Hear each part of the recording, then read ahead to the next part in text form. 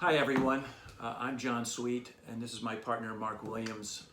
Welcome to our second video.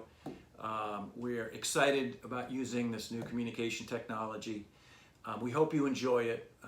We welcome any type of suggestions for further topics, constructive criticism. We're going to try to do this quarterly, maybe a little bit more frequently at times, and we thought that what we would do today is send one out on the current market volatility and a very interesting time economically with trade tariffs. Mark, let's start with the heightened volatility that we've been experiencing here lately and really for the last 18 months. What are your thoughts on it? You have to go back to the mid-1990s to find an extended period of low volatility that we've enjoyed that I would argue has probably lulled us into complacency. We're just getting back to normal volatility, and I've often quoted this to my clients. Historically, on average, as far back as you want to go, as far back as there's record, the market has a 10% correction on average every 13 months. That's the norm. So it's a little disconcerting when this happens, when we, whoops, all of a sudden, it's falling out from underneath us.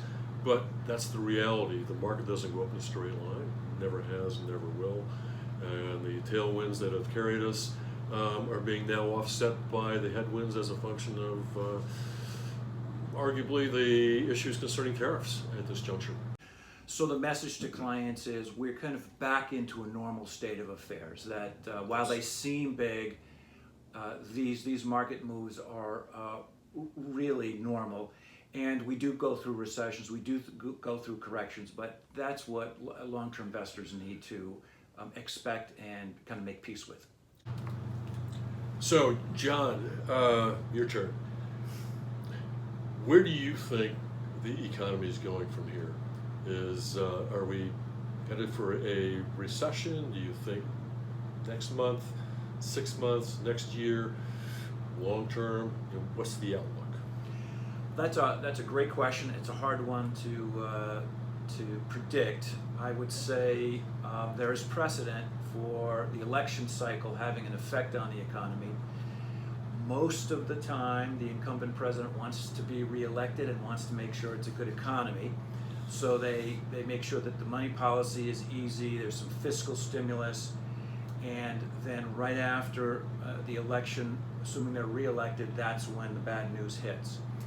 We are in the best economy we've ever been in our lifetimes. I mean, it is, you have to go back to the 1950s to find a period where we had an inflation rate this low, high employment as we have now. We have more people employed than we have ever in our lifetimes. And we've been in a very long and prolonged period of sustained growth. So that could trump, so to speak, the ups and the downs that are happening in the trade war. Yet global markets are slowing. There is some evidence that they are slowing down, and that may pull us down. I would say that I focus more in on the long term because I am very positive about the next 3 to 15 years. I think that we have a number of different once-in-a-lifetime opportunities that are occurring. I think we're on the verge of an increase in productivity with 6 to 8 different new technologies that on their own and in combination will help propel our economy. I think the ascension of Asia, there's 5 billion people in Asia. Yes, we all talk about China, but there's 1.4 people in India. I think it's something like 2 billion people in the ASEANs, which is Malaysia and Singapore and Vietnam and South Korea. There's 2 billion people in democracies in Asia, and their standard of living, in my opinion, is going to have a profound impact economically and offer a huge opportunity for growth, yes, not only globally. for U.S. corporations, but for Asian companies as well. So I think I look at this and say, we are kind of due for a downturn. Is it going to happen tomorrow? Is this going to propel us into that? Maybe this gets worked out. Federal Reserve is telling us that they're going to maybe extend this potentially by lowering interest rates. That's what they're trying to do. I shrug my shoulders and say, we're going to have a downturn at some point, and maybe maybe it has less an impact on portfolios if we start to have productivity, because that would minimize the effects of a downturn. But even if we have a difficult time, if something comes out of left field and surprises us, I think there's just so many positive things on the horizon that if you can look at your portfolio and say, I feel comfortable with this balance, I understand the ups and the downs, roughly speaking, that I should be going through. Nobody can ever guarantee you exactly what your ups and downs will be, but if you have a sense of your opportunity and you feel comfortable with the type of ups and downs you're going to go through, that's the way real wealth is created over a long period of time.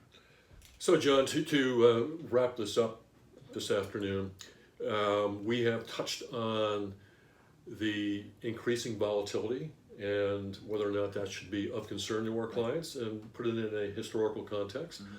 We've talked about the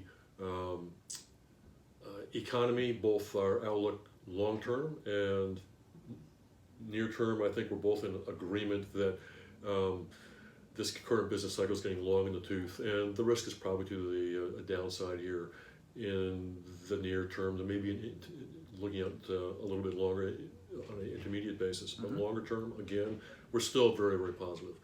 And we also talked about the benefits of diversification as the principal tool for mitigating the impact of that volatility or that risk. Mm-hmm. So with that, how would you like to wrap this up?